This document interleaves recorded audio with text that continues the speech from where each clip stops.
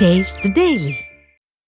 கழக பொதுச் செயலாளரின் பிறந்த நாள் விழா கொண்டாட்டத்தின் ஒரு பகுதியாக சென்னை எழும்பூரில் உள்ள மோத்தி பாபா தர்காவில் கழக சிறுபான்மை பிரிவு சார்பில் சிறப்பு பிரார்த்தனை நடைபெற்று அன்னதானம் அளிக்கப்பட்டது.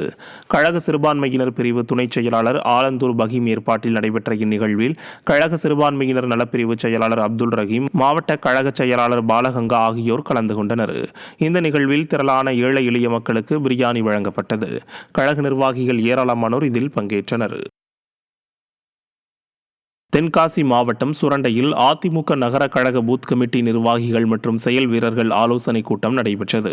தென்காசி தெற்கு மாவட்ட கழக செயலாளர் செல்வமோகன்தாஸ் பாண்டியன் தலைமையில் நடைபெற்ற கூட்டத்தில் புதிதாக அமைக்கப்பட்டுள்ள பூத் கமிட்டி பொறுப்பாளர்கள் எவ்வாறு தேர்தல் பணி செய்ய வேண்டும் என ஆலோசனை வழங்கப்பட்டது.